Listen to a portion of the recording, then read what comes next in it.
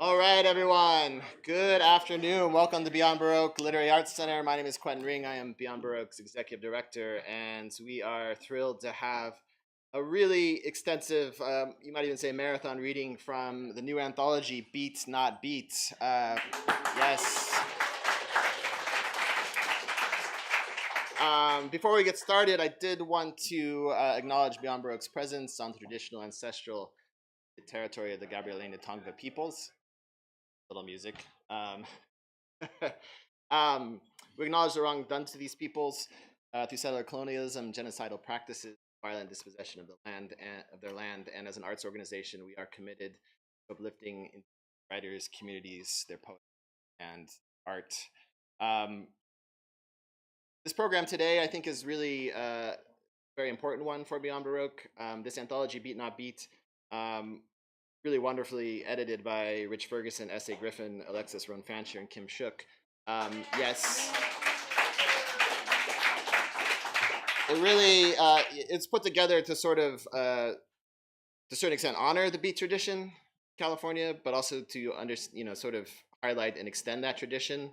That's very much a part of Beyond Baroque's tradition. We were founded in 1968 by George Jury Smith, originally actually as a experimental zine. George had moved to Venice in the mid 60s, looking to find the Venice Beats, only to discover that they weren't really around anymore. They had left, they were in prison, et cetera, et cetera. So he started Beyond Baroque, hoping to rekindle that spirit, and quickly became not just the zine, but a literary center where there was workshops, there was readings, concerts, pretty much as a space to encourage the arts in sort of multi-directions, very much in the beat tradition and sort of breaking down the doors between the rigid distinctions between poetry, music, art. And that's a tradition we've upheld ever since, tradition that fed into the punk scene here in the late 70s, early 80s, and onwards up until the present day. So I'm thrilled about this anthology. I think it's a really, really, really wonderful anthology, and it's just gathered a huge number of great poets all into one place in this book, and many of them are here today in this room right now. So I'm gonna, without further ado, I'm just going to introduce one of the editors, Rich Ferguson, who is himself an incredible performer, poet, and now I would say a brilliant editor as well. So please, everyone, welcome Rich Ferguson to introduce the program.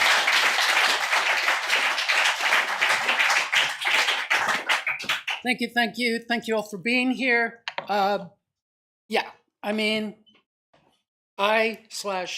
other editors and I couldn't have done this, obviously, without you. So thank you for not only being here, but for being in the book. Huge thanks to my fellow editors, S.A. Griffin, who's down ill. So shout out to you, S.A. Alexis Rhone Fancher, who's ill, and Kim Shook, who's up in San Francisco. So thank you to them. When I had the, and also shout out to Kathleen Florence up in Canada, who was really has offered support throughout, kind of helped germinate the idea of the book in my mind. And when I came up with the idea for the book, I realized that to do it well, that I couldn't do it by myself. So that's really one of the things about, a poetry community, because, I reached out to S.A. and, Alexis and Kim Shook, and they just turned me on to so many poets that either I didn't know about or didn't have access to. So it's really important. So thanks to them. Thanks to all of you. A couple housekeeping items. Basic, and how we've done with the Beat Not Beat events, mostly in the past. Everyone will be reading their poem from the book. If you could keep your introduction short, or even just come up, say hello, and read, that's cool. If you want a bio, buy the book. If for no other reason, this book has amazing bios. So don't buy it for the poetry, buy it for the bios. No, yeah, they're amazing bios, and they're all in the back of the book. If we read the bios, it would take a long time. Anyway, I'm going to just... I am such a huge fan of Petty Chavez, and I've loved their music for some time now. When I was wanting to put this event together, as I've put other events together in the past, it's just, I always want them to be included with what I'm doing. They'll open the show, they'll play some songs later, so please stick around. Oh, also one other housekeeping item. Around 4 o'clock, I've ordered some pizza, so you can stick around. There'll be pizza, veggie, cheese, some meat, little for everyone. Anyway, without further ado, let's welcome Petty Chavez.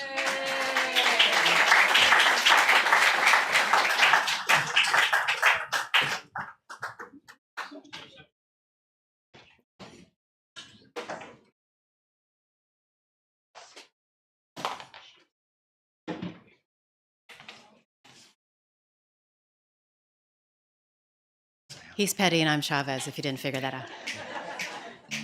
Oh, wait, what is it? From Java? Oh, I'm not playing. That's good.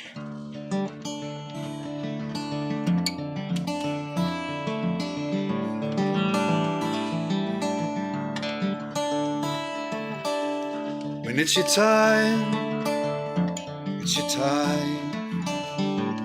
When you know, you know. I was flying to your side when you let go. I like to think I passed you somehow, somewhere over Judge Road Bay. I like to think I flew through the path of wherever your comet trail came to mine.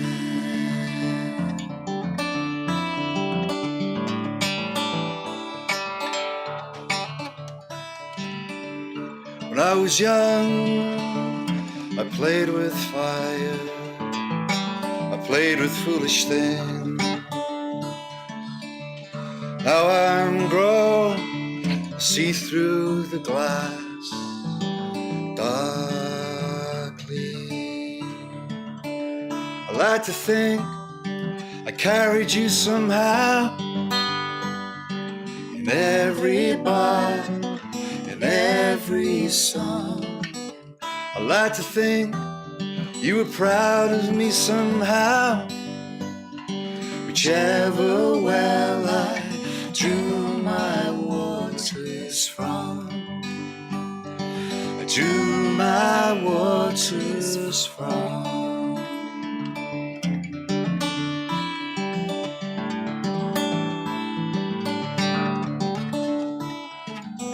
For 20 years, for 20 years, I wished I was you. For 20 more, for 20 more, I learned the truth. I learned the truth. Ooh.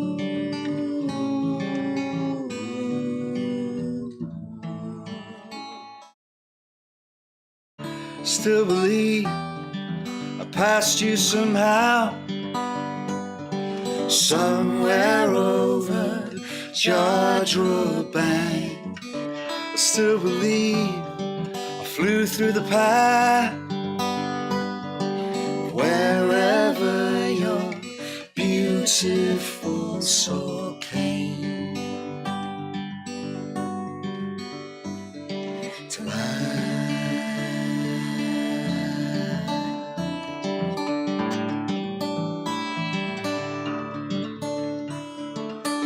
When it's your time, it's your time. When you know, you know.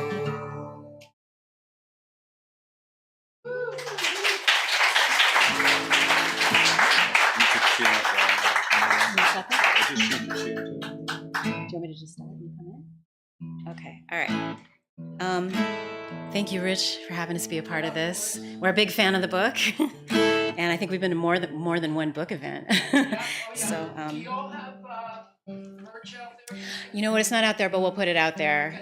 Yeah, we have a CD called Songs from the Second Floor, and then I just released a solo. Actually, this next song is from a solo EP that I just released under the artist name Babylonia, which is my grandmother's maiden name, and this is called Anniversary.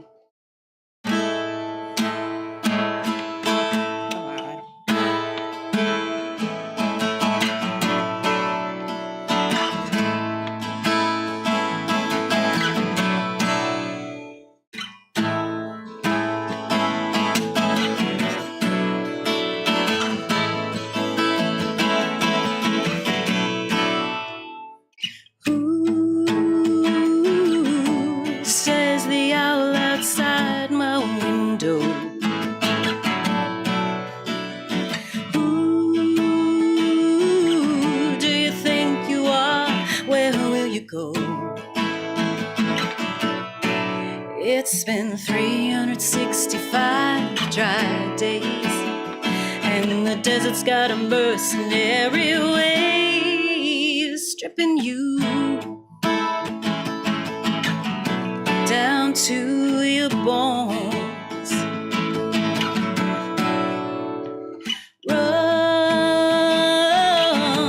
to my instinct, oh so strong.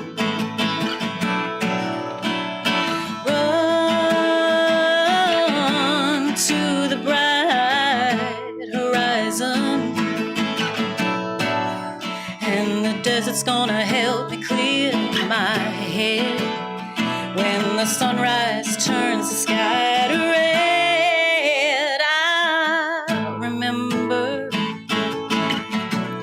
how far I've come. If I ever think to double back, oh no, no, the landscape is too cold.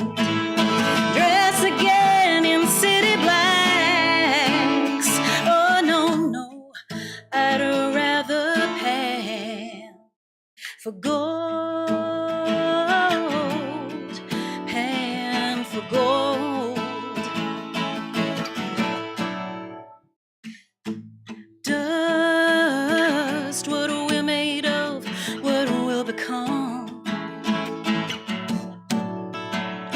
Dust clouds the bright horizon, and the wind can make us devil made of sand to tear the future from my hands. Gotta hold on fast, stay on this road. If I ever think to double back, oh no, no, the landscape is too cold. Dress again in city blacks.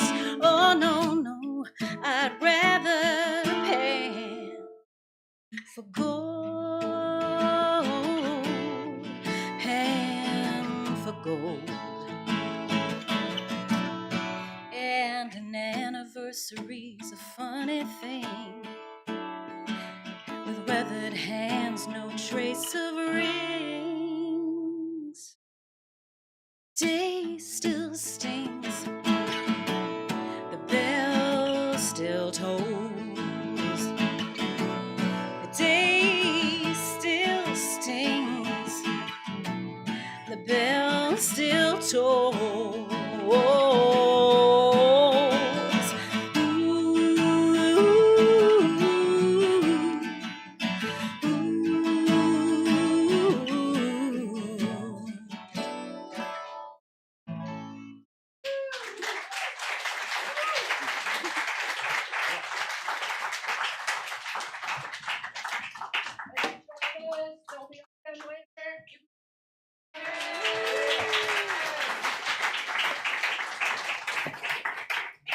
All right, like I said earlier, we're kind of just going in the order of the book for the most part. Turns out this next poet, great poet to follow music, very musical poet, dear friend for so many years, Milo Martin.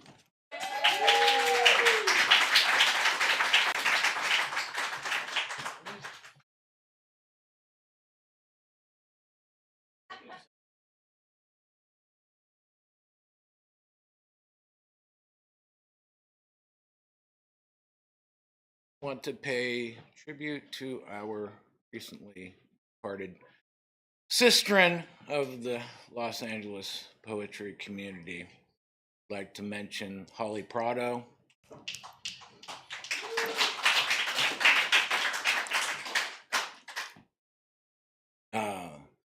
Yvonne de la Vega, Wanda Coleman, Linda Albertano. Beautiful women and all very influential. I would not be the poet I am without those women in my life. And Anne Sexton, who taught me how to write a simile.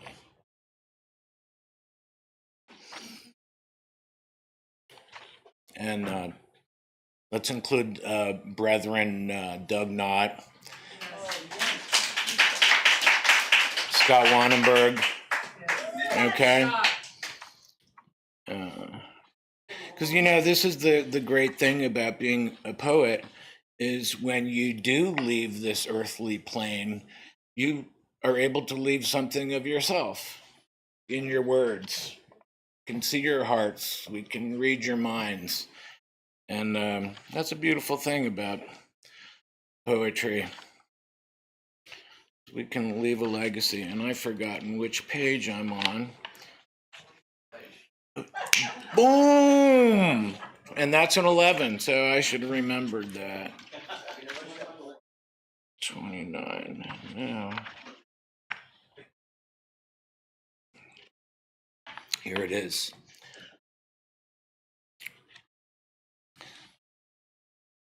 She said it's like falling asleep in the snow, like your bathwater growing slowly cold. She said it's like holding scissors against the soft part of your inner arm, like watching a medieval barn decay. She said it's like following an ambulance deep into the suburbs, like kneeling alone in a cathedral, listening to candles. She said it's like putting your coat on, getting ready to leave, like witnessing the runt of a litter struggle for a teat. She said it's like being so young before the war, like learning not to talk to people you shouldn't.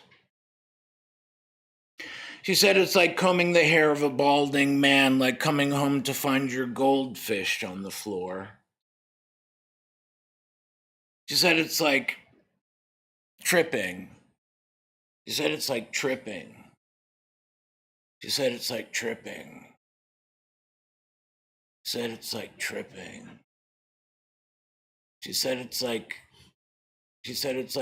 tripping in a three-legged picnic race, like having to phone information for your own number.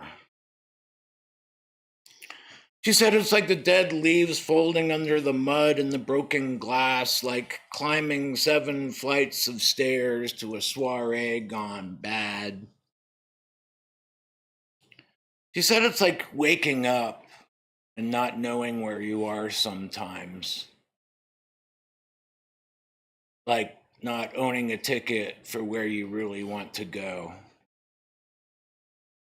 She said it's like the deer who've lost their footing in the forest inferno, like geese blown off course by the merciless winter wind.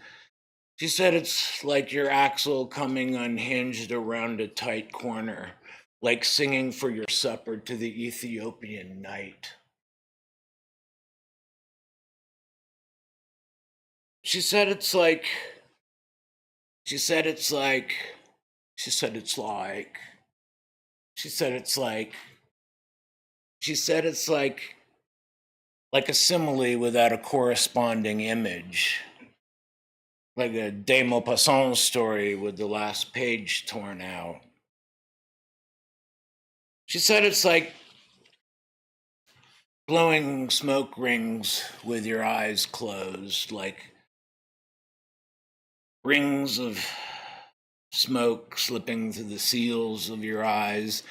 She said it's like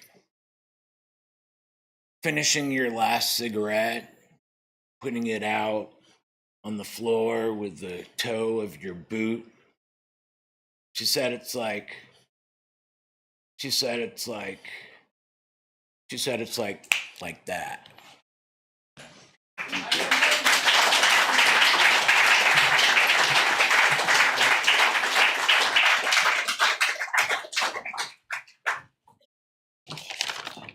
Thank you, my love.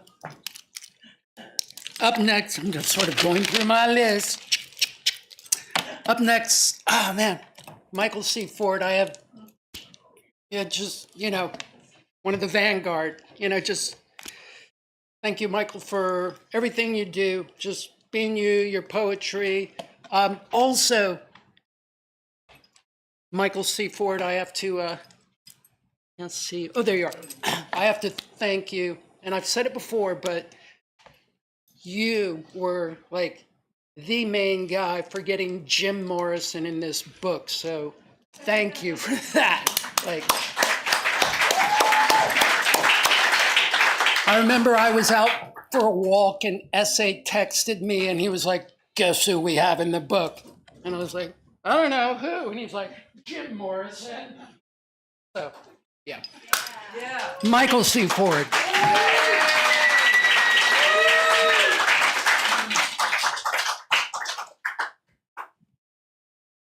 One of the main perks for me being in this book is my three major teachers were Kenneth Patchen, Kenneth Rexroth, and Jack Hirschman. And for the first time ever, I was published with all three of my teachers in the same book. And that's thanks to Rich Ferguson and the Griffin man. Thank you, Ricky, for that. Your part in that. And I lurk on page 47 if you want to follow this, read along with. And the title of my contribution to this document is I Never Have a Bad Day, except for the ones that end in Y. I am not well thought of down the corridors of corporate criminals. I consider it an honor to be hated inside the walls of an aggressive government that calculates the profiteering from permanent war. I do not admire acquisitions of conniving, conspiring, uncreative writing programs, spawn infested with the mites of knowledge and a strained bureaucracy. I'm sick of ambitions, and I wish to remove all their wasted vestiges. I do not own anything and do not want to be owned by those who own it all. I comprehend security and indolence only because I am so acquainted with all their repulsive qualifications, which more and more these days begin to compete with my own illustrative limitations. Walking human torture chambers are passing me all day long on the avenues of cultural iniquity. I stroll into a flower shop and buy carnations from a zombie. When I step outside, I glance up at the sky and see clouds scudding like scullery maids, carrying slop buckets full of strychnine. Thank you.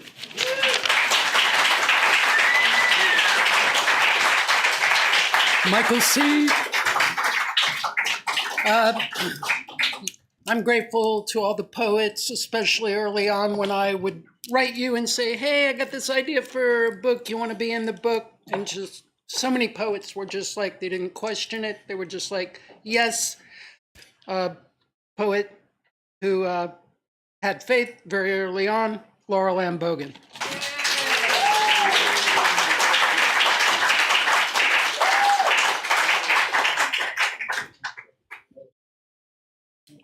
This is such a great book. I hope all of you buy copies of it. It is called Lullaby for an Imagined Child. I never water my plants, so what makes you think you would be any different? It's not that I didn't try. The first attempt was an orchid, a gift that required a commitment and directions to be followed. I followed. Then the amaryllis, the hydrangea, 3 types of ferns, caveat emptor, they said. I knew I would make even the most prickly cactus shrivel. I have no manual, no zygote, no whim of imagination that could sprout offspring that thrive. Much rather spawn poetry, croon, hush, little poem, don't you cry. Mama's gonna sing this lullaby. Much easier to birth, to care for, to put down, and shelve. Shelve me on. All right, thank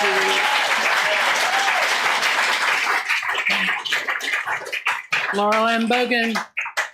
I also want to thank Beyond Baroque for hosting us, Quentin, Yvonne, and Jimmy for all your help.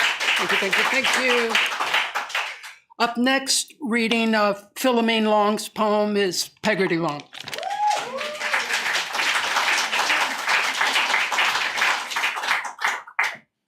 No L came soon. It's not alphabetical. Oh, it isn't? Okay. Well, anyway, first of all, thank you so much for creating this book. It's just, I think, anyway, it almost makes me cry because I was here, I photographed actually the last group of beat poets that were together for Stuart Perkoff's book that came out, and they're all gone now. But I just think coming here, how many of the beat poets were in this room? And so how beautiful it is to have this book being made. And my beautiful twin sister, I'm 10 minutes older, here she is. I just want to say 2 things. There was in her book that Timothy Leary said, Philomene Long has more sensitivity than all the insect antennae in the universe. Radical sensitivity. And then David Emron, who was the jazz collaborator with Jack Kerouac, who also performed in this room with Philomene. He couldn't get over her. Philomene, whatever. Philomene Long, renowned poet, where original writings and readings help keep alive the bardic tradition of Kerouac and others of a half century. And this is the poem that I'm really happy that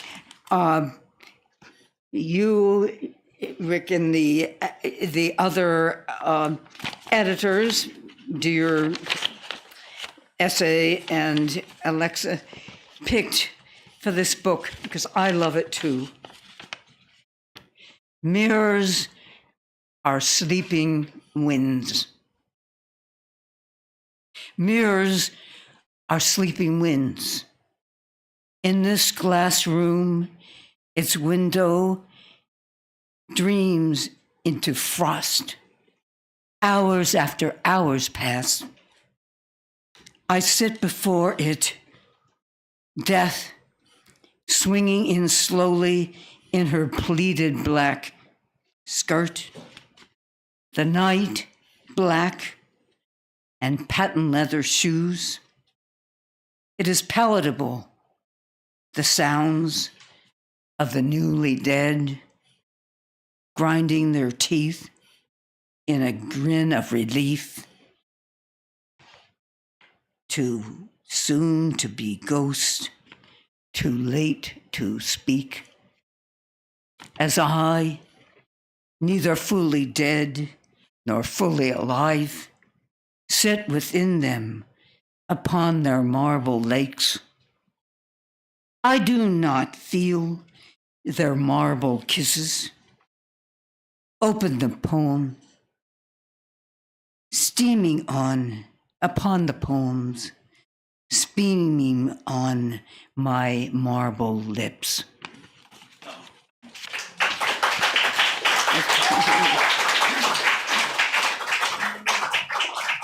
Thank you, Peggotty. Up next, I love this man. Live in film, his poetry on the page, Harry Northup.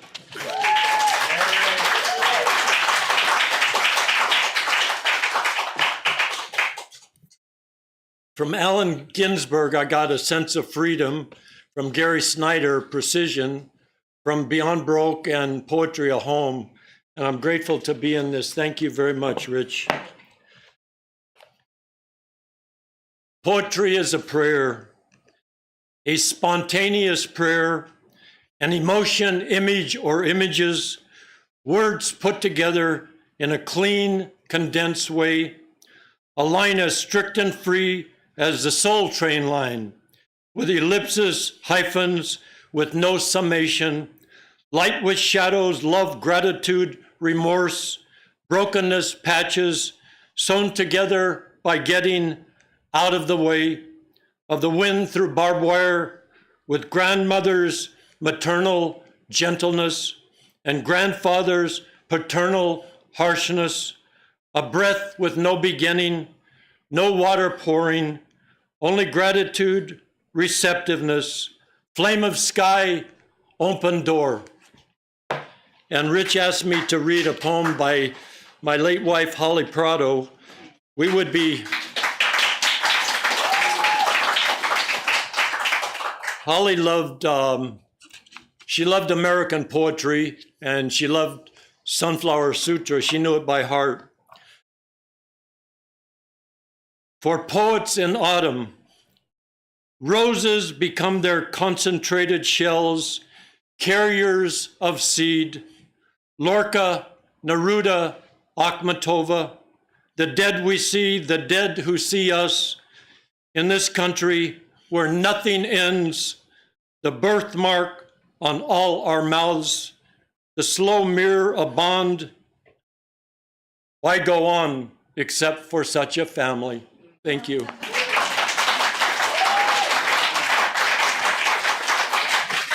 Harry Northup, something Quentin said earlier, when putting this auspicious book together,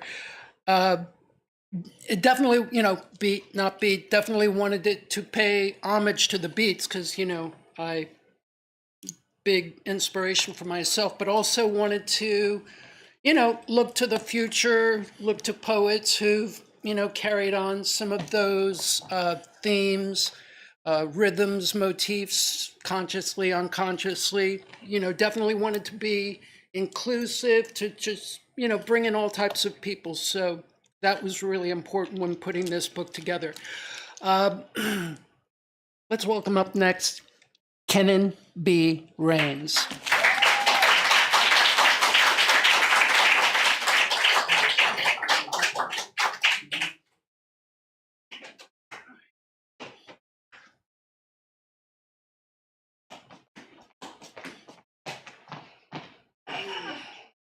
Cosmopolitan jungle.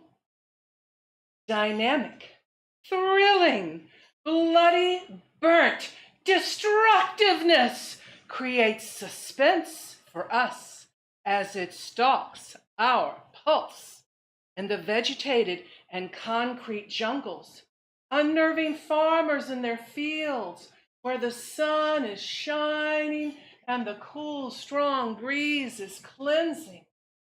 Sparkling life is inhaled in luxurious fast food chain fashion, and fashion is flaunted frequently in the streets, gleaming with coughed up blood and morning dew.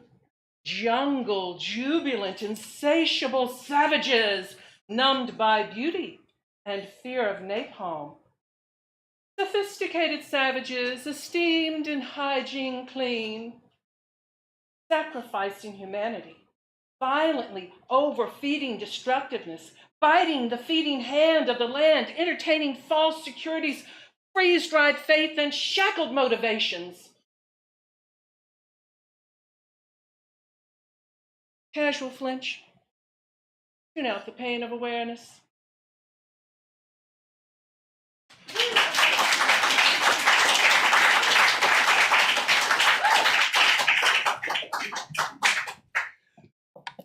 As I mentioned earlier, one of the amazing things about working with Essay and Alexis and Kim, that they turned me on to poets whose work, with whom I wasn't familiar. So it was a chance for me to read the works of people that I was just like, wow, I've never heard of this poet. Amazing, amazing, amazing. The case with this next gentleman, I love the beauty of his work. Majid Nafisi.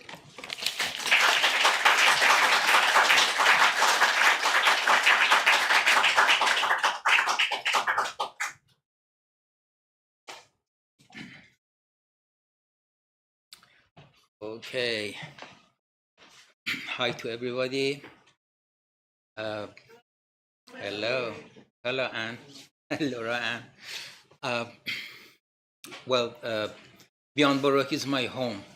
When I fled Iran, after staying sometimes in Turkey and France, I came right here to Venice Beach. I stayed here for 7 years, and usually Wednesday for poetry workshop, I came here. Later, Fred Dewey, who may his memory be alive, published my first collection of poetry in English, Muddy Shoes, and then recommended my poem, Ah, Los Angeles, to City of Venice when they were remodeling the boardwalk, and they put a stanza of my poem at boardwalk and Brooks. I'm gonna read to you 2 poems because S.A. Griffin asked me. The first poem is my poem in the book. I was born between 2 waves, and my life was written on sand. I was a teenage poet with disheveled hair. I was a teenage poet with disheveled hair, who on the Caspian shore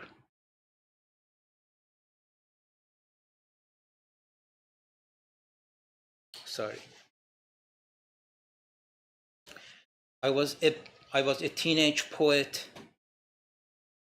with disheveled hair, who on the Caspian shore hid his sorrows in the happy breasts of a girl. One day she disappeared in her father's gaze.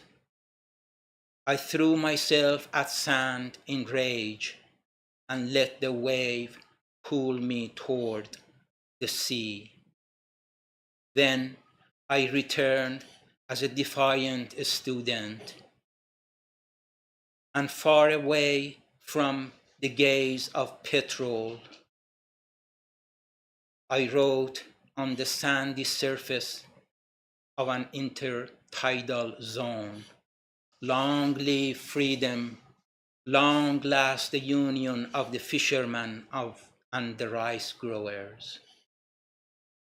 Now I am an emigrant, warmed by a half bottle of vodka, burying 7 years of sorrows in exile in the shallow waters of the Pacific, and with each empty bottle returning to the shore, I let out a cry of joy.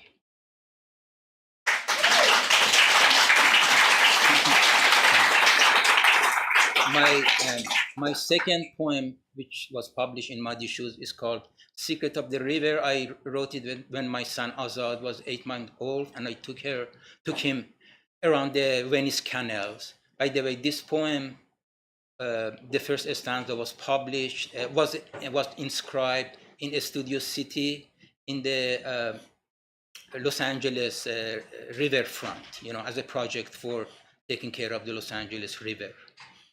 So if you go to Studio City, you can see it with other poems by other poets. By the way, my son now is a musician, and his band is called Emotional Oranges. He is very successful. Secret of the river. Every day we go along the river, and your body takes on the smell of the water. Seeing as the wild geese tune up their bottle horns, and a cat behind its green hideout lifts its tail in triumph. The old fishermen, with their buckets full of sorrow, move from place to place, and a palm leaf forces me to bend my head. I stand still, and as you sleep on my shoulder, I think to myself, it's too late for me, but maybe you will find the secret of the river. Thank you.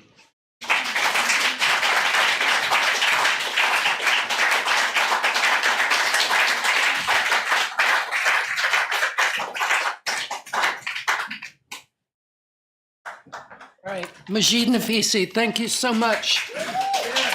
Come on in, grab a seat. Everyone is welcome. Up next, as are all the poets, a great poet, great teacher, and a huge help, wisdom throughout the creation of this book. Thank you so much, Bill Moore.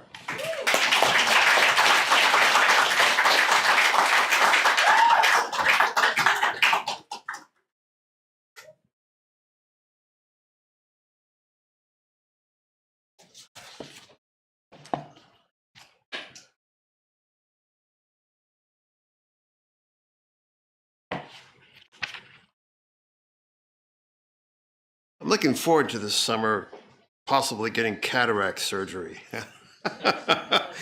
And so when fate, small lights won't be as challenging here.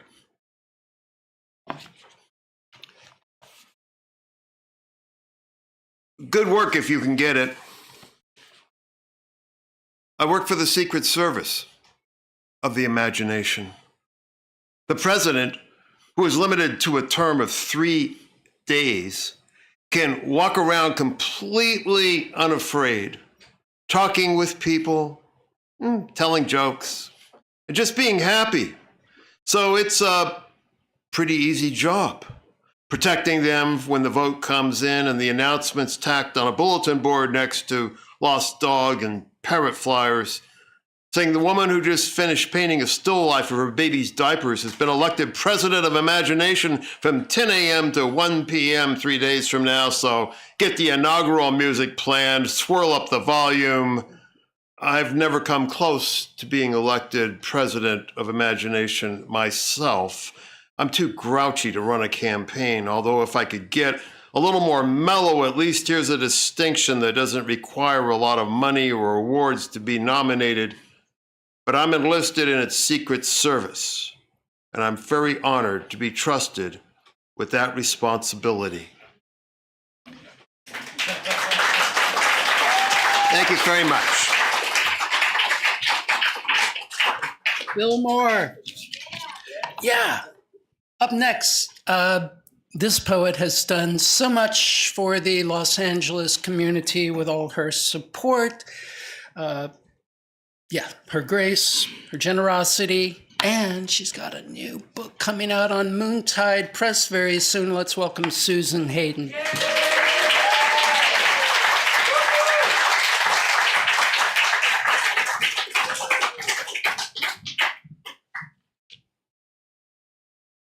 Thank you, Rich, for asking me to be in the book. I so appreciate it. And thanks to Eric Morago of Moontide Press for publishing it.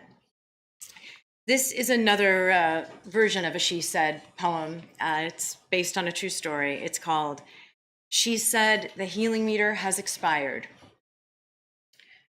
She said, his death took the life out of you. She said, you used to be gracious and carefree. She said, you've lost all of your joy and charisma. She said, everyone is waiting for the happy ending to this story. She said, stop asking about my art and calling it my art. She said, now that you're single, your ego is out of control. She said, it's like you're on some power trip with men. She said, you used to treat me like I was magic. She said, every conversation between us was an awakening. She said, I didn't like it when my husband called you beautiful. She said, 3 is an awkward number. She said, you used to tell me that I was beautiful. She said, there will be no cell phones at this dinner table. She said, I don't care if your teenage son is calling you from Nepal. She said, you're right, I'm not a mother, so I wouldn't understand. She said, I care about you a great deal. You don't make it easy. She said, it felt safer to be friends with you when you were married. She said, our worlds used to fit together so perfectly. She said, I hear in grief you get a new address book. Well, guess what? It's true. She said, I predict your husband's death will put you in a bad mood for 10 years. She said, I'll only be sticking around for 6. She said, I miss the Susan who wrote thank you notes. She said, I would have done anything for you. She said, you would have done anything for me. She said, I wanted to be an old lady with you in Paris, but I'll be going there with my other girlfriends now. She said, my mom used to lock me in the closet and leave me there for hours. You kind of remind me of her. She said, watching you all hunched over is a lesson in keeping my shoulders back. She said, your life changed. I don't see my place in it. She said, although we go to the same therapist, she has advised me to end this friendship.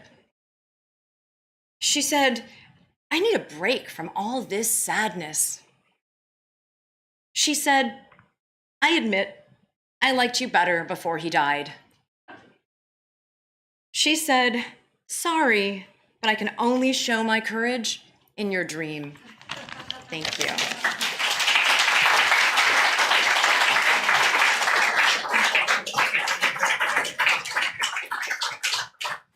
Yay, Susan. Up next, Kim Dower.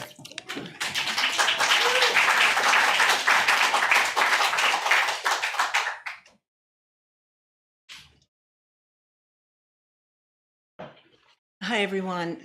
It's really exciting to be in this book. I forget I'm in it, and I just pick it up and read everyone else. And then I'm like, oh, you're in here too. This is a poem I'll dedicate to the pandemic because I wrote it during that time when I would sit around and do nothing. So I thought, give yourself a prompt and write a poem called Doing Nothing. So that's what this is. I lie down on my bed, pretend to read On the Road, the book I always lie about having read. I stare out the window, think about the day Miss Josephs, my 5th grade teacher, shared my book report on the red pony with the class, an example of really excellent work.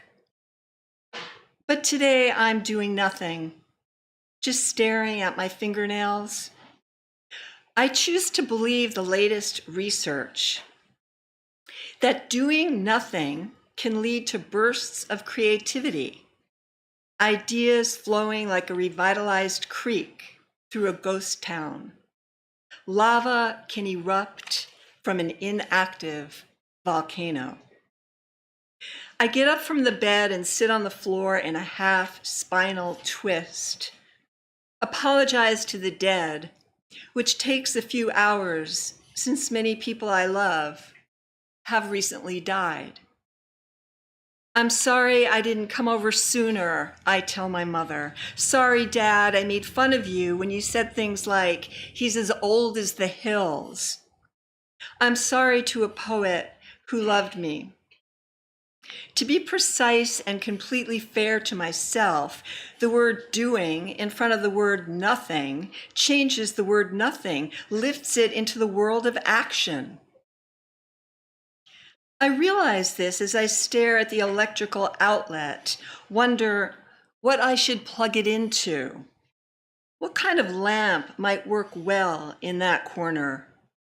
Maybe one of those tall, skinny metal poles, 3 bulbs shooting straight up, something to illuminate the ceiling, but no, it'll look cheap, out of style, and anyway, maybe I should keep one part of the room dark, so ideas might grow like mushrooms, populate my brain with plans I won't pursue.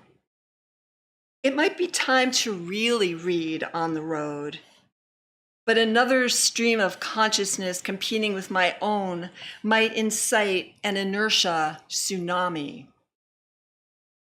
I'm sorry to the dogs I loved, but never cleaned up after. I'm sorry for all the time I wasted as a child when doing nothing was all they expected of the girl with the chalkboard and dolls. Thank you.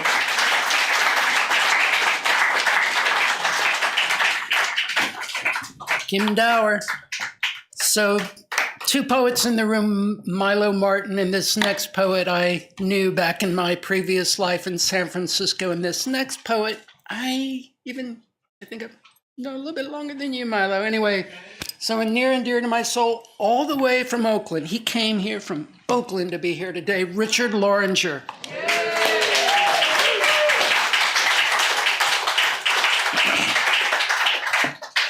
Ferguson and I were actually born together out of the same mother. Okay, that was gross, yeah.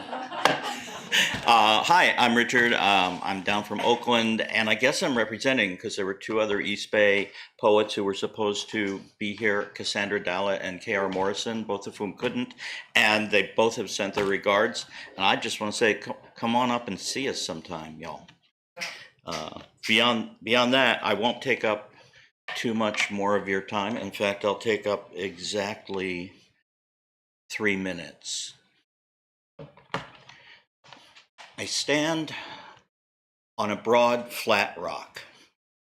3 minutes of my life. Of what? 3 minutes. A few dozen breaths, if you're counting. Several dozen heartbeats. A few billion nerves firing. Small brown feather fluttering across a field. Slow drip of an old sink. My life, my what? 3 minutes waiting in a room. 3 minutes watching the tide come in on a stony beach, listening to each wave crash like a heartbeat. like a long, slow breath. 3 minutes of an engine running. 3 minutes of an exquisite cantata. I stand on a broad, flat rock, an outcropping, really, 3 minutes of nothing, time and invention of the mind, if you're counting, and maybe not what it seems at all. 3 minutes thinking about that. 3 minutes of bone pain, of absolute grief that lasts a year. 3 minutes of orgasm, pleasure pulsing right out of your body, slowly sinking back in. 3 minutes in the presence of a loved one. 3 minutes waiting in a room. I stand on a broad, flat rock, an outcropping, high above a valley, late at night, well past midnight, full moon at my back, and glimmers of aurora borealis flickering across the north sky, flickering just these moments, a few dozen breaths. Moon behind in faint mist, hemmed by a ring of rainbow. This really happened. Milky Way hanging brilliantly in the west against darkest space, silent.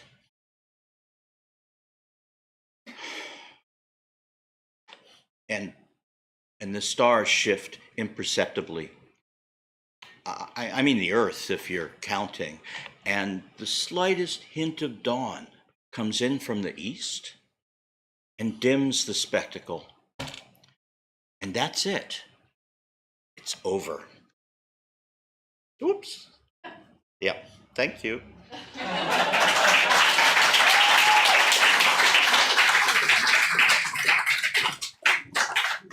Richard Loringer. So much I could say about Brendan Constantine, but and when it came, to what Brendan poem to put in this book, I saw him do this poem, perform it really at a reading, and I was like, that's the poem I want in the book. I'm not going to say anything more than that. He will speak for himself, Brendan Constantine.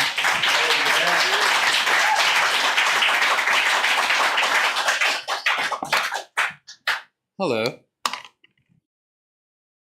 Thank you so much.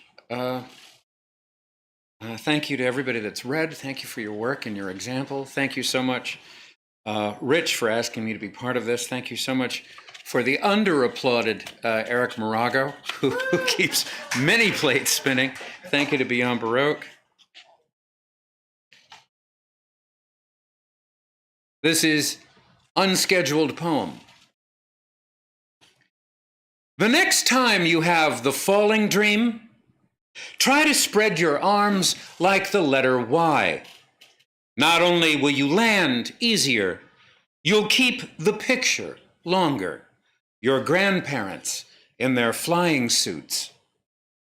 When someone says they've had a bad day, tell them it's because Mercury is in Petrograd.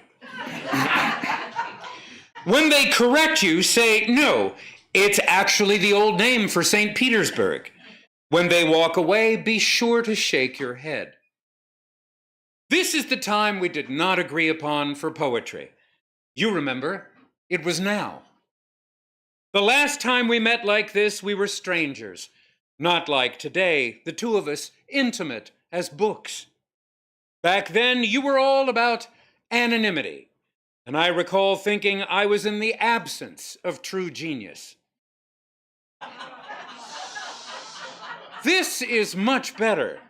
We should do whatever more often. When something vanishes, February, a voice, the wine, believe it has a heaven, because it does. Understand what makes it hard to see is time, and time is not distance. It is instance, which means it is always due. The first time is unknowable, just accept it. Here are some other things to accept. Lamb, string, bruises, the number 10, a sister, nothing, different nothing. Here is a riddle. There is no death if you cooperate with death. Do not cooperate with death. Also, right now, this is the falling dream. Thank you.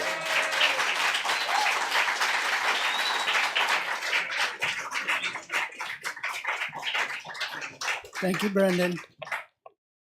Up next, the man with the beat, A.K. Tony.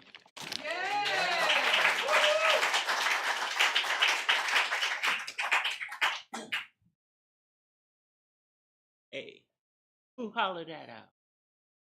Oh, want to be my cameraman? Oh, okay, but I want to.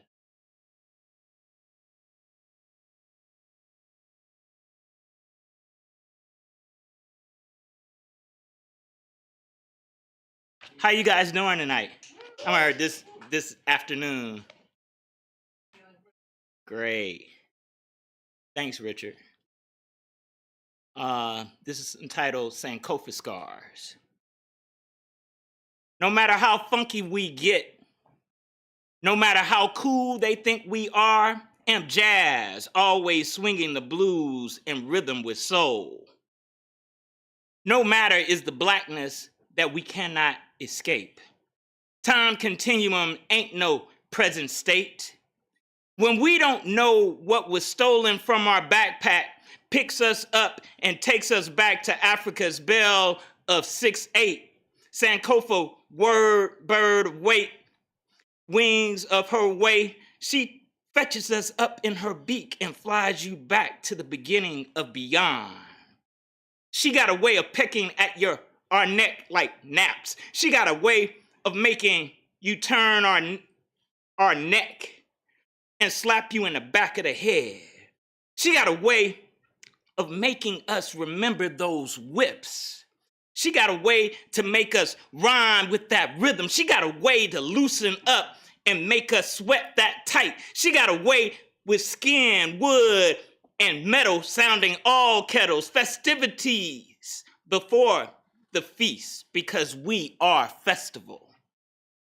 Even got us paying homage, like gambling dice on our life versus divining, throwing cards for what's right, like spilling out a little liquor for the homies versus pouring itations of pure water to our ancestors for clarity, as in blowing them blunts to commune with our peace versus appeasing that strong cigar smoking breath, giving Ebo Ashe for spirit's ease.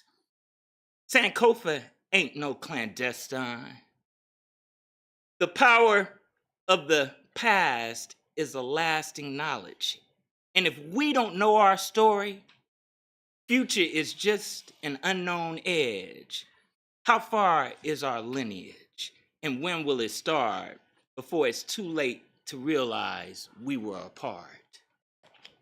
Thank you.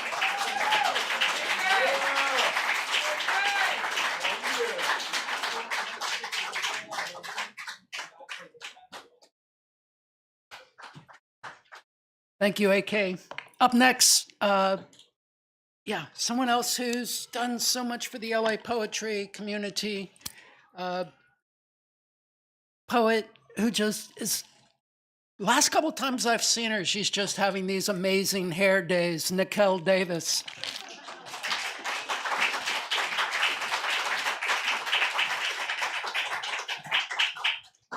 It's great to be here. It's hard to follow. Yeah, it's hard to follow all of it, but thank you so much for including me in this. Jack Kerouac taught me how to get out of my small hometown, and then Subterraneans taught me how it ends. So here we go. During quarantine, I miss people. I like people a lot for some reason. So instead of having people, I got 300 houseplants. So I have a collection of 300 houseplants that I have to take care of now. I know it was wrong. I shouldn't have done it. And then I ask poets to ask me questions about my houseplants, and then I don't really answer them. So these questions come from poet Hannah Packman. There's a lot of poets in this room that actually gave me questions. Thank you, Laurel Ann, for yours. Okay, so here we go. The question from Hannah Packman is, when you eat a pepper, do you think about how it once was a living plant? I was contemplating telling you about my box of body parts I've collected off my son.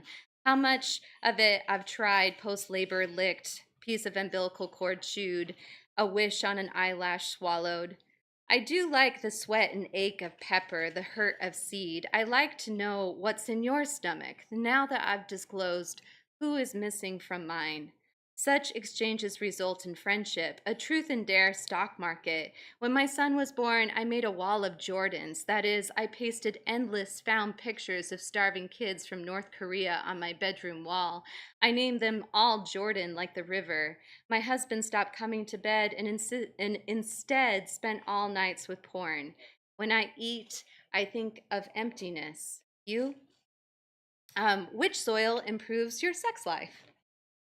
Soil is the #1 killer of houseplants. Sure, it holds roots, feeds leaves, but suffocates them too. That is what the descendants of gravity do. Drown in dry land. Best sex I ever had never made me orgasm. Life is bad math. I'll show my work, but the equations never solve. I'm not one to crash a party, but he called to say, I miss you, I care about you, can we talk? But he kind of sounded mad about it. I watched the Met Gala wear several sweatshops in one night. I'm about to send invitations for a garden party. Everyone is required to dress in Goodwill prom attire and plant a tree. That's how much I love, hate the dirt under my nails. I'll put these nails on you. There's something like sex in that. So come on. Come on. So this is the last one. If you were soil, would you want to be inside? Are house plants sexy? Syphilum is the original word for the ubiquitous heart symbol. Harvested to extinction, Romans valued the plant, so they used it on their coinage. An early form of contraceptive, it doubles as an aphrodisiac. Count all the values found in blooms and roots. At 42, I'm making a 2 a.m. tour of CVS. It's a world of Plan B under fluorescent lights. We all lurch between candy bars and Fireball bottles. No one makes eye contact. I can describe the floor. Gray flecked tiles with sneaker streaks. The 15 tile on aisle 8 is cracked in the upper left corner. The greeting cards are stacked like a coliseum of embossed hearts. Tonight, 3 bodies are heaped in front of the door under blankets, even under 100+ degrees. We all crave privacy, but tonight I'll settle for red vines. Thank you, you guys.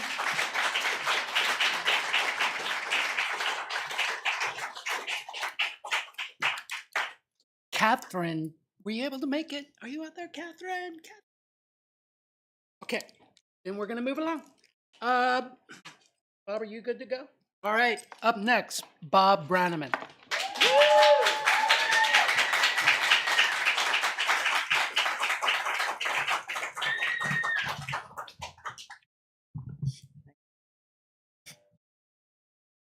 Thank you, Rich. I'd like to thank you and Essay for doing this book. It's really a great book.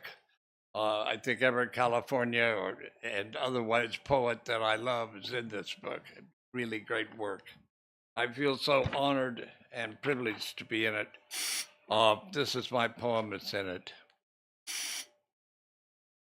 An afternoon of painting. Sometimes it just flows effortlessly. Today I felt I was pushing it uphill. Had something in mind based on the last few days of work, of what I wanted or expected, pretty much unsatisfied, till I gave up completely. Started cleaning my brushes. Then, since I didn't care anymore, it was already a failure, I got back into it. dripped a few things here and there. Now sitting in the backyard, watching the flowers and butterflies sway in the wind.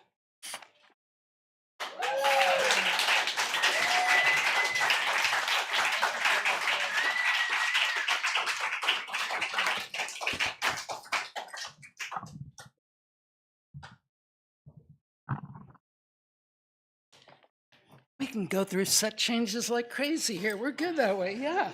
Let's give Bob Brannaman another hand.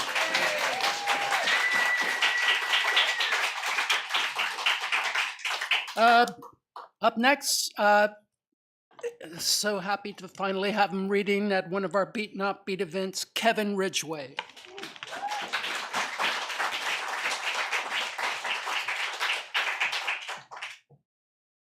Thank you so much, Rich. I'm honored to be in the anthology. This poem is called Social Distance.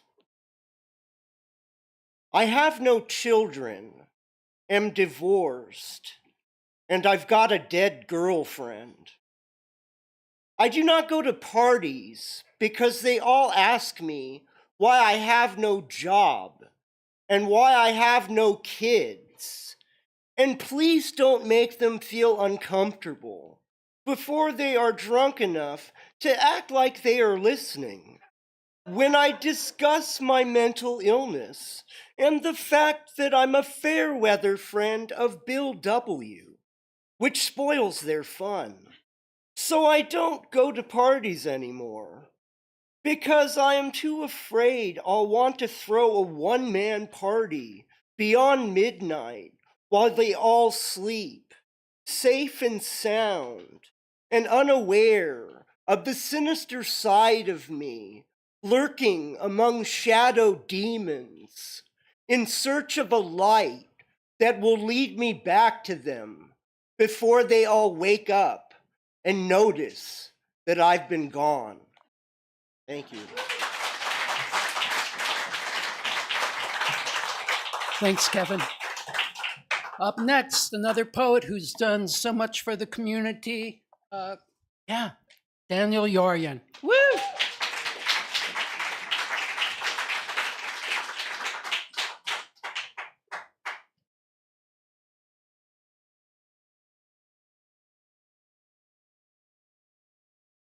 Thank you.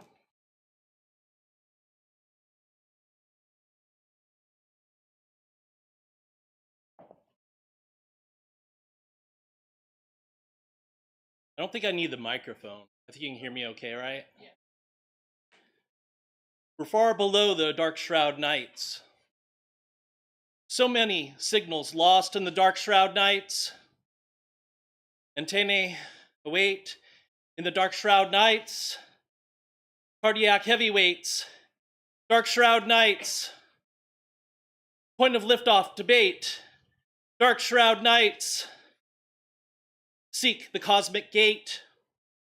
Dark shroud nights, love lights flicker fate. Oh, you say humanity is at stake? Signals lost in the dark shroud nights. Inhabitants either make or break in the dark shroud nights. While time freezes, take, greedy fakers of warmth, fake you, so much, take you for so much. Dark shroud nights. Power flux inequity. Claim staker, sweepstakes. So many signals lost in the dark shroud nights.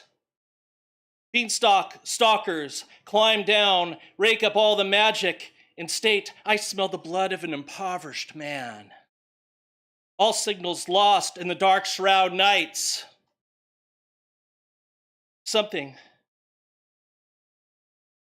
Searching for strange new worlds, ego boosts from Cape Canaveral, publicity talkers of a forgotten planet, left to the dark shroud nights. Dark shroud nights. Hijackers of awareness, hiders of the compass, hinderers of our map back to a home. Far below, so far below the dark shroud nights. We're far below the dark shroud nights.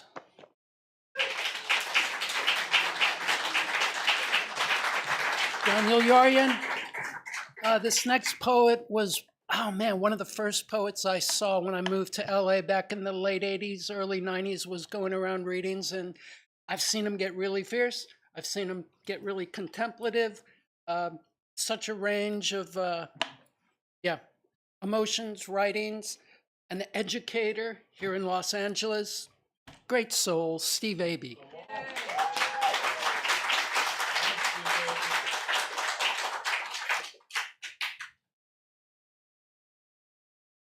Good afternoon. Everybody have your notebooks. Right? Good. All right. Hey, can I read another person's poem that's not in this? No, I shouldn't do that. But I was at home reading Wystawa Szymborska, and I read this poem, and I'm like, oh my God, it's like my life. But anyway, later. It's a great poem. Anyway, you guys, You with a Grain of Sand, selected poems. All right, my name is Steve Abey.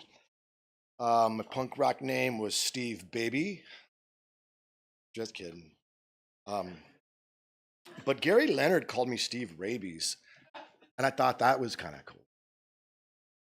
All right, so Beyond Baroque, what can we say?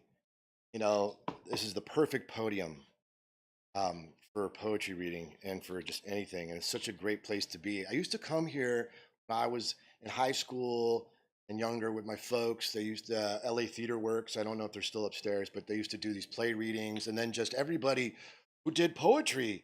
You know, so much has gone on in this like goofy little cramped, hot, no air conditioning, same seats as forever, uncomfortable, beautiful room. You know, it's just, I mean, seriously, it's a who's who, and just hats off to keeping it going. I heard Fred Dewey get mentioned earlier, and you know, he was a, whatever. He put together a lot of great shows as well as everybody else that was here. So anyway, it's just awesome to be here, and you know, it's good to be anywhere, I suppose. All right, a love poem and a poem of thanks and memory to my wife.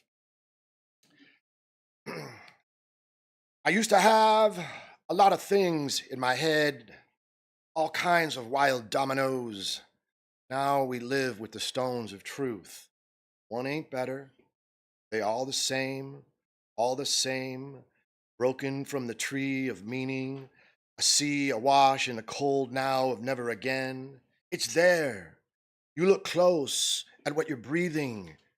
You see the sunlight on your forehead. Grab it. I spoke sunsets in dirty parking lots of the 1990s. I got the news of my grandmother's death right there. Cars rushing by, the sun caught in haze. It was smog love. It was Manson daughterhood. It was alcoholic truth student. It was Yogananda tears. It was sunlit psychology looking mind. Find you in the Modelo. She hugged me after when I was alone and my folks had left. The news all over us. We fell in sorrow's love pool. There's no other explanation. You held me when I had no guts anymore. I was empty, but my body wouldn't walk away. I have tried to say thank you so many times, but the words aren't even words. They are windows of light spoken in belly caves, on street corners, in sad smog light, 3:30 p.m. fall 1993. I used to have lots of things. Now I have more. And they are simply oceanic.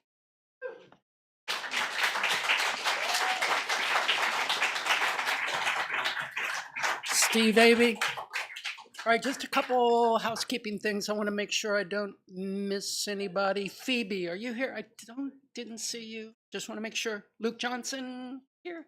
Not here? Okay. I think he had that concert to go to today out in Pasadena where AR and some of the other poets are. Susie and the band. Yeah. Up next, I know this poet is here because I saw her earlier, and yeah, still another kick-ass poem in this book, Sarah McClay.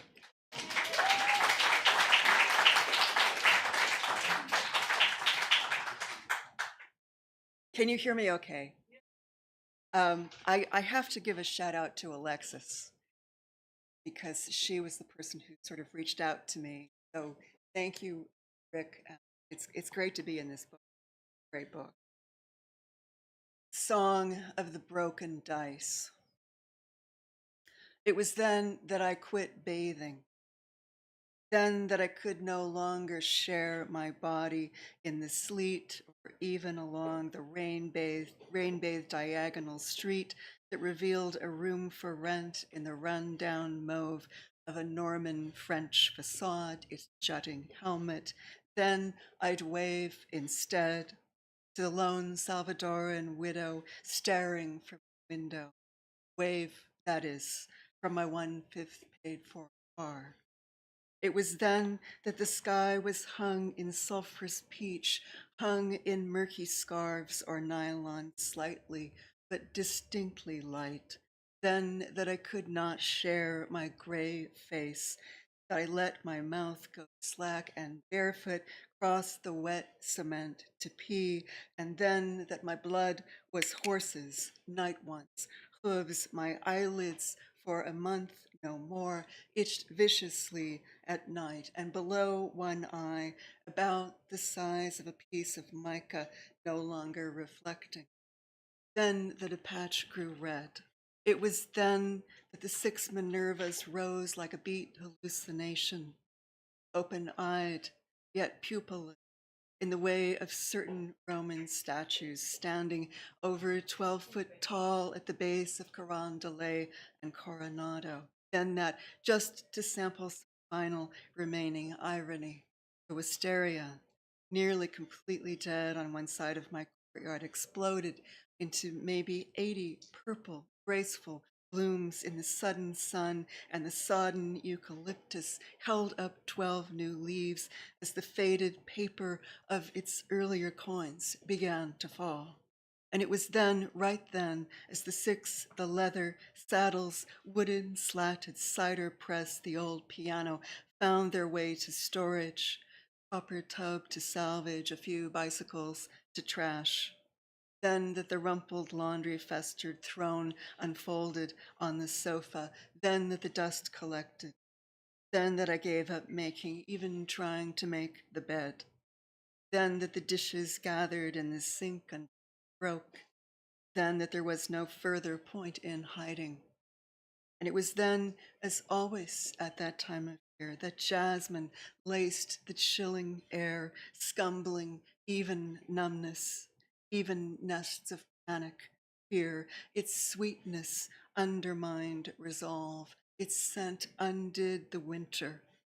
It was sunny, 47. It was winter, 32. Padlocks shut, 7 doors. It was all night then.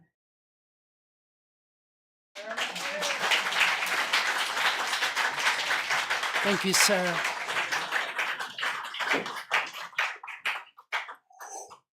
Up next, oh man, I love this poet. As all of you, former director of Beyond Baroque, I had the honor of, speaking with him. Of speaking with him on his KPFK show, Poets Cafe. Richard Modiano is another poet. Very early on, when I was like, I got this idea for a book, Richard, you were just so influential, so helpful, pointing me in various directions, were always so generous with your wisdom and just your time and everything. And man, what a great storyteller this guy is. Oh man, Richard Modiano.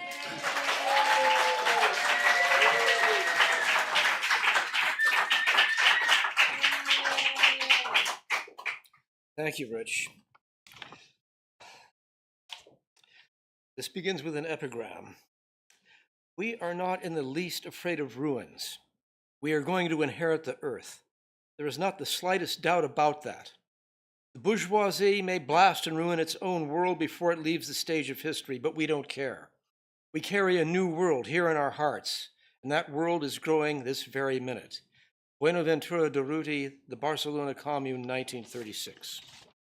A new world in our hearts. You can taste it in the shock and roar of a first unexpected kiss, or in the blood in your mouth, that instant after an accident when you realize you're still alive. It blows in the wind you feel on the rooftops of a really reckless night of adventure. You hear it in the magic of your favorite songs, how they lift and transport you in ways that no science or psychology could ever account for. It might be that you've seen evidence of it scratched into bathroom walls in a code without a key, or you've been able to make out a pale reflection of it in the movies they make to keep us entertained. It's in between the words when we speak of our desires and aspirations, still lurking somewhere beneath the limitations of being practical and realistic. When poets and revolutionaries stay up until sunrise, racking their brains for the perfect sequence of words or deeds to fill hearts or cities with fire, they are trying to find a hidden entrance to it. When children escape out the window to go wandering late at night, or freedom fighters search for a weakness in government fortifications, they are trying to sneak into it. They know better than us where the doors are hidden. When teenagers vandalize a billboard to provoke an all-night chase with the police, or anarchists interrupt an orderly demonstration to smash the windows of a corporate chain store, they're trying to breach its gates. When you're making love and discover a new sensation or region of your lover's body, and the two of you feel like explorers discovering a new part of the world on a par with a desert oasis or the coast of an unknown continent, as if you were the first ones to reach the North Pole or moon, you are charting its frontiers. It's not a safer place than this one. On the contrary, it is the sensation of danger there that brings us back to life. The feeling that for one moment that seems to eclipse the past and the future, there is something real at stake. Maybe you've stumbled on it by accident, once amazed at what you found, the old world splintered behind and inside you, and no physician or metaphysician could put it back together again. Everything before became trivial, irrelevant, ridiculous as the horizon suddenly telescoped out around you, and undreamt of new paths offered themselves. And perhaps you swore that you would never return, that you would live out the rest of your life electrified by that urgency, in the thrill of discovery and transformation. But return you did. Common sense dictates that this world can only be experienced temporarily, that it is just in the shock of transition and no more. But the myths that we share around our fires tell a different story. We hear of women and men who stayed there for weeks, years, who never returned, who lived and died there as heroes. We know because we feel it in that atavistic chamber of our hearts that holds the memory of freedom from a time before time. This secret world is near, waiting for us. You can feel it in the flash of you can see it in the flash of our eyes, in the abandon of our dances and love affairs, in the protest or party that gets out of hand. You're not the only one trying to find it. We're out here too. Some of us are even waiting here for you. And you should know that anything you've ever done or considered doing to get there is not crazy, but beautiful, noble, necessary. Revolution is simply the idea we could enter that secret world and never return, or better, that we could burn away this one to reveal the one beneath. Solidarity.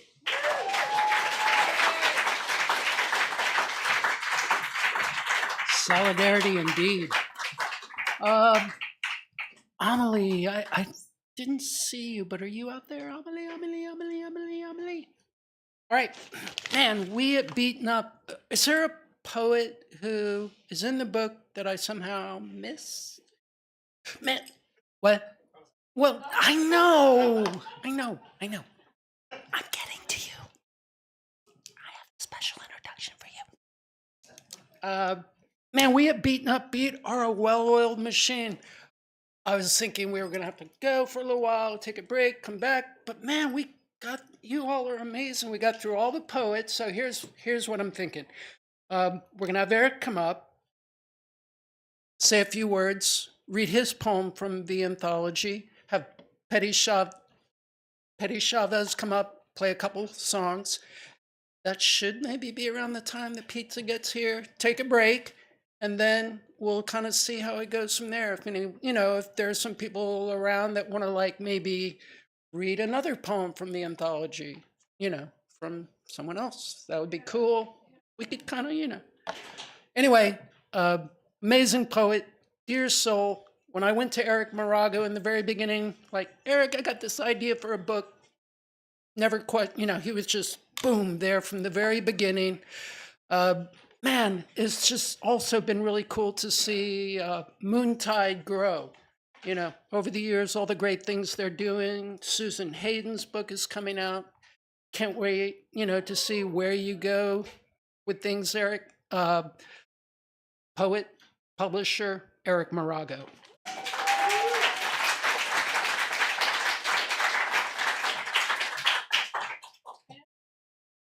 Thanks, Rich. Thanks.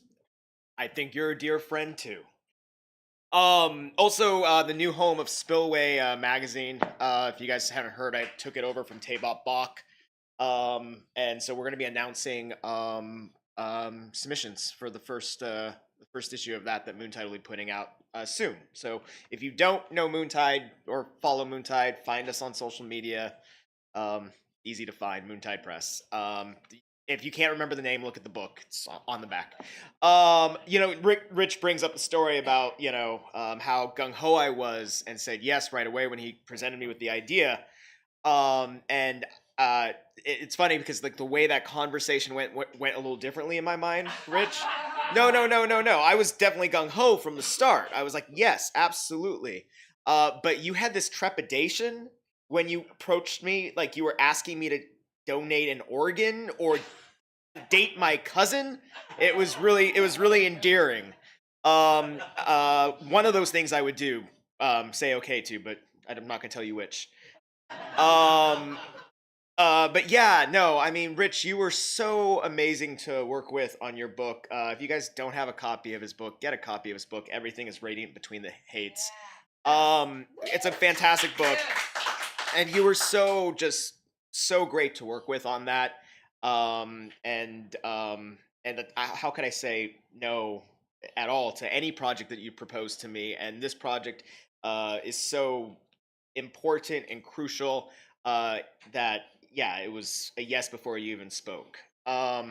It was a huge privilege to get to publish so many poets that I've looked up to over my journey as a poet. And so it was a huge honor to be able to put this important book out into the world. So I'm really grateful to you, Rich. So thank you for bringing it to me, and thank you for trusting Moontide Press with it. And thank you to all the poets who are in this book and that I have the honor of publishing. So I really, really do want to say thank you to all of you.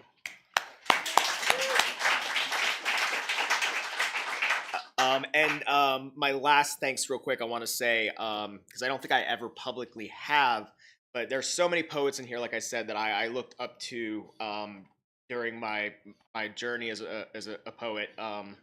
Some of you probably remember me when I was a puppy of a poet. Milo, I think you saw me when I was first starting out. So one person I just wanted to say thank you to is Bill Moore, who was a professor of mine at Cal State Long Beach and really helped shape me.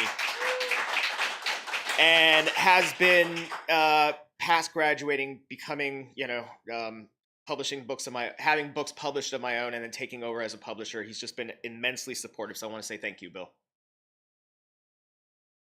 This is my poem, Smolder.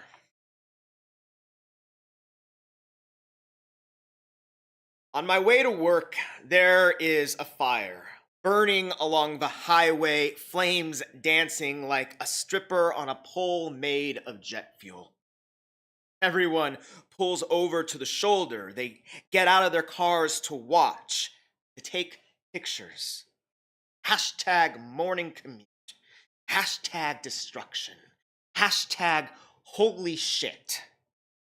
The blaze draws their wonder, as though Prometheus himself came down, rubbed the two sticks together, as if they never saw a thing burn before. But I used to scorch. Used to feel my heart swell so red, I thought a devil lived in my chest, spiking my poetry like punch at prom. I'd combust into such protest. People used to gather and share their stories of ghosts around my glow. I burn to bring light to their dark.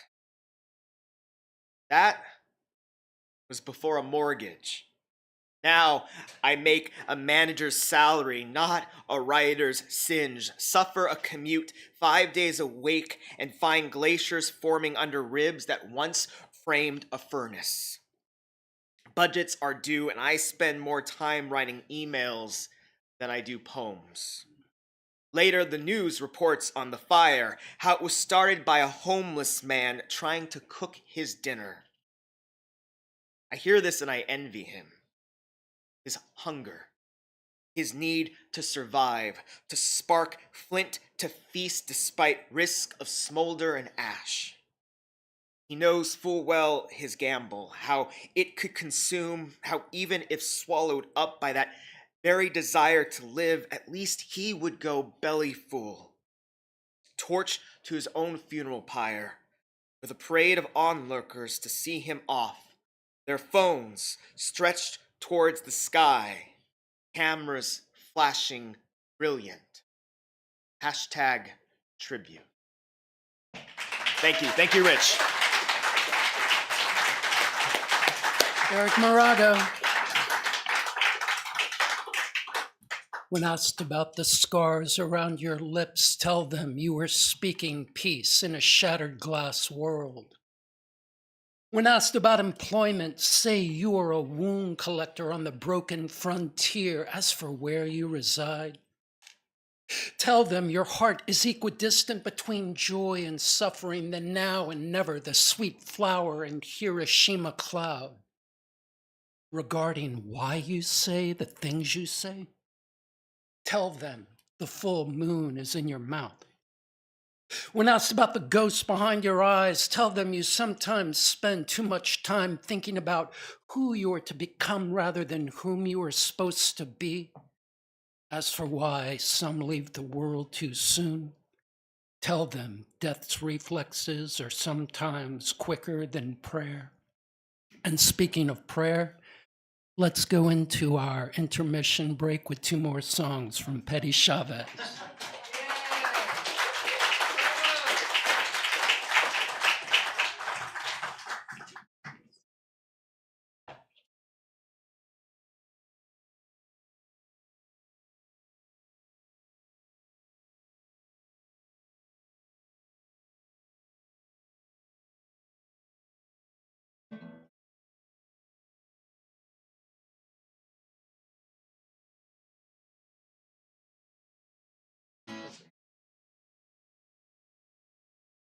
Thank you, guys. Oh, such great. It's just, I'm like, we got to follow all the poets. All right. Well, this is a true story. It was written in Aviemore, Scotland. That's the title of the song. It's called Aviemore.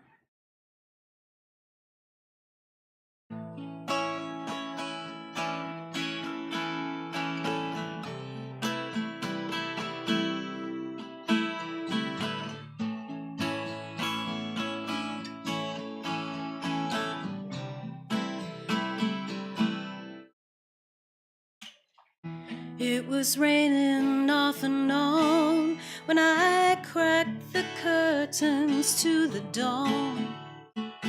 Indigo wrestled salmon clouds for bragging rights on morning.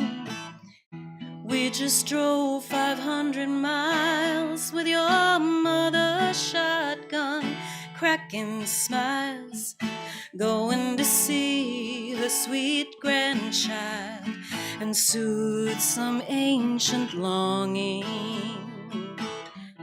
Then a fever put me down to strand me in this northern town, left me no choice but to lay down, listen to the frozen ground. Back home and now it's Thanksgiving.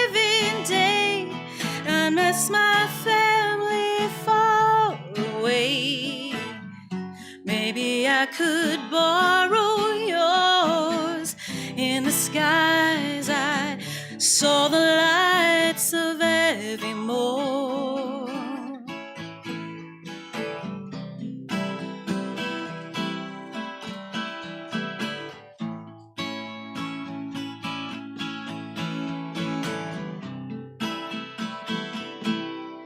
I heard your mama cry when she was told she'd have to move and leave her home. Your brother's baby took her hand and said, Grandma, read a story. I thought of my mom long ago, and she crossed the ocean all alone. I'll never know if she cried, 'cause back then in photos no one smiled. Back home and now it's Thanksgiving Day, and all my family far away.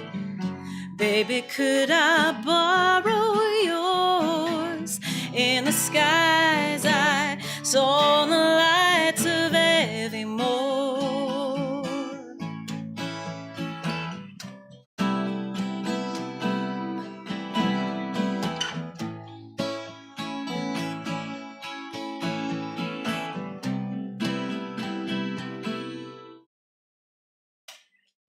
When we drove your mama home, I stared for hours out the window. All those miles I couldn't tell if home was getting closer. I never knew my grandma's name, so I called my mom the other day.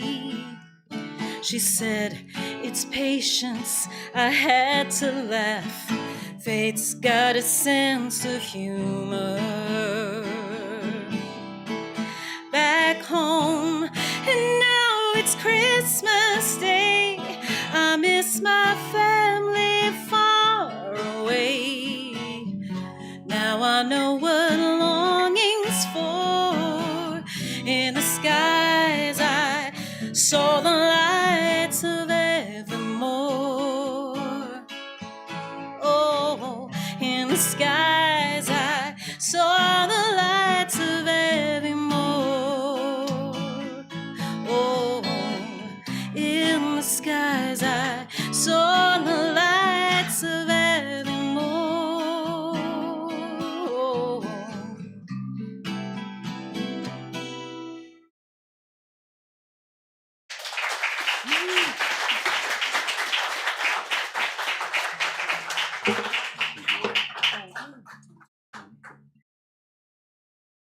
Aviemore, name of the town in Scotland.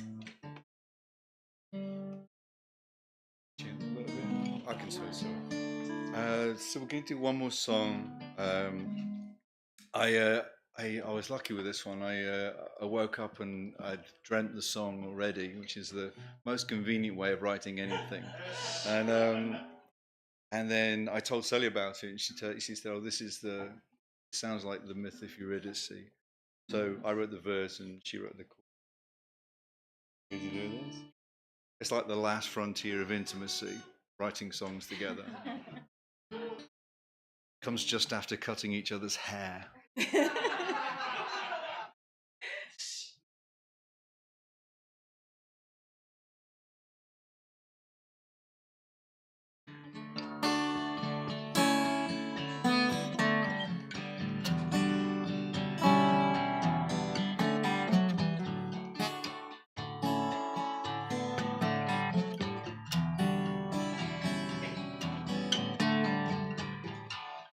Walking in the morning light through the fields of some enchanted dream. You're in the corner of my eye, but somehow always out of reach. Eurydice, please come to me, come to me in my dreams. Come back to me, Eurydice, deep in the sleep of my dreams.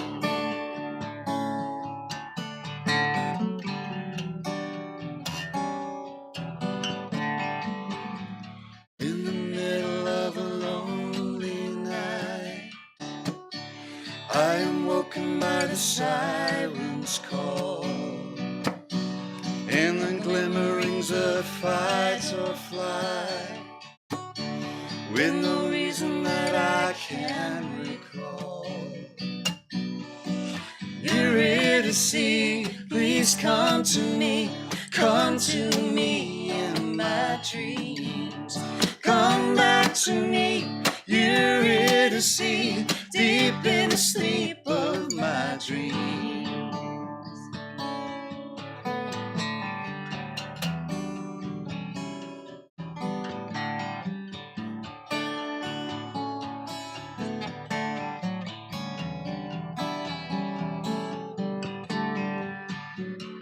Behind me a familiar voice is begging me to turn and see.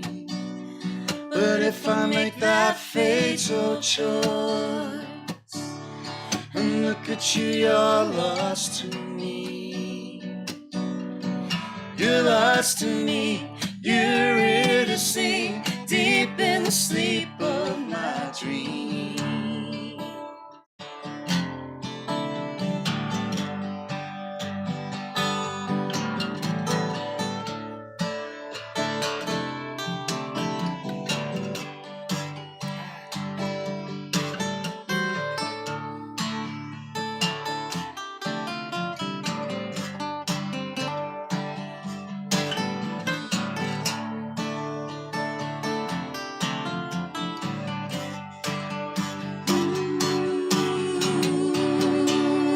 Tell us where the river ends.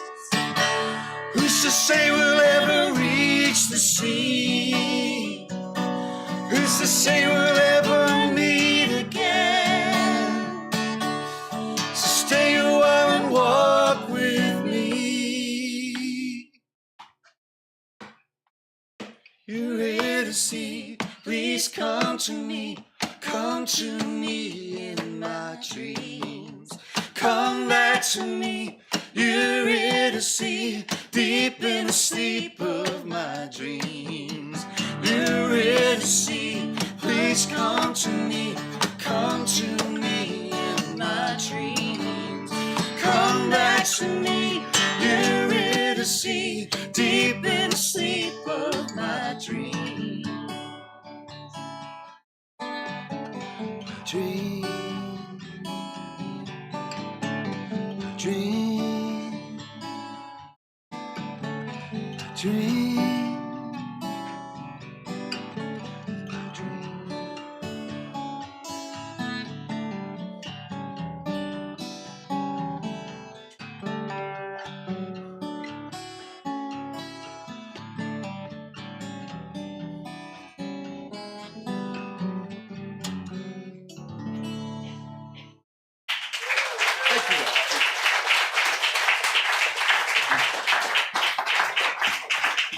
Eddie Chavez, you two can cut my hair anytime you like.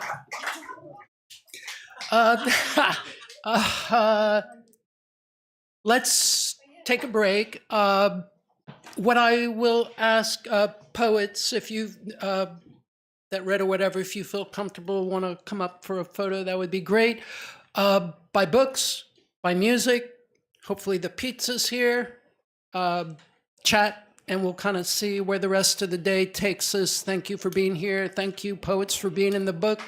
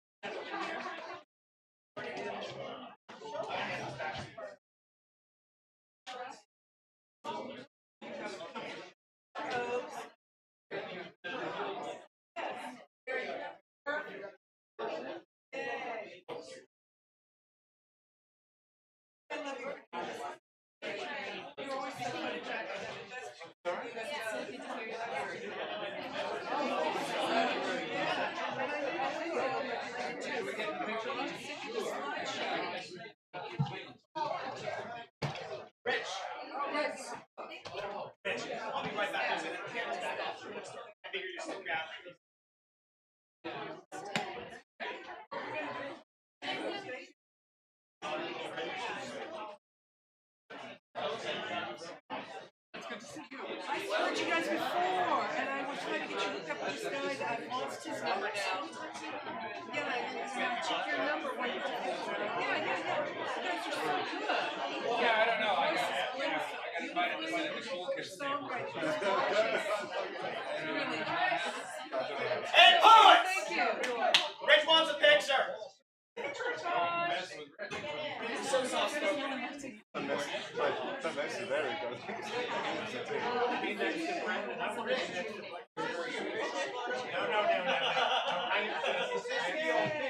Everybody can't be so lucky. Back a little bit.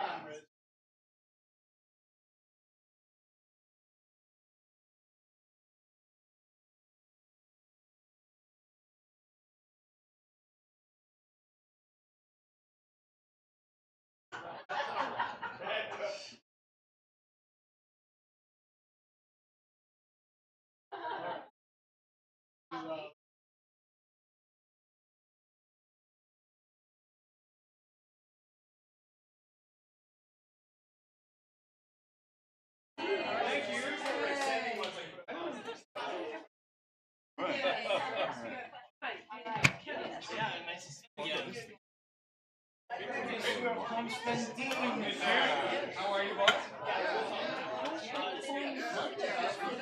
That's amazing. That's amazing. Yeah, it's cold. It's cold. I'd like to think so.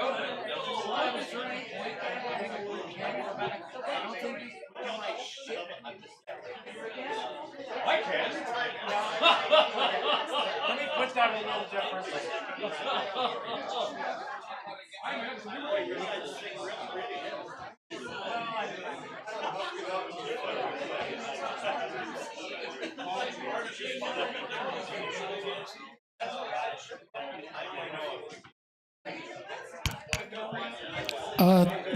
The pizza has landed, so there is pizza in the back.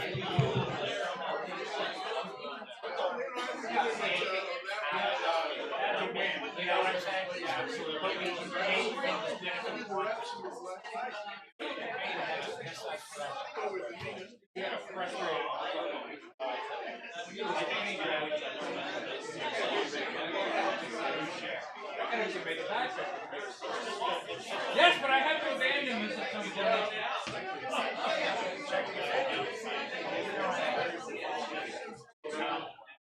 It's just like,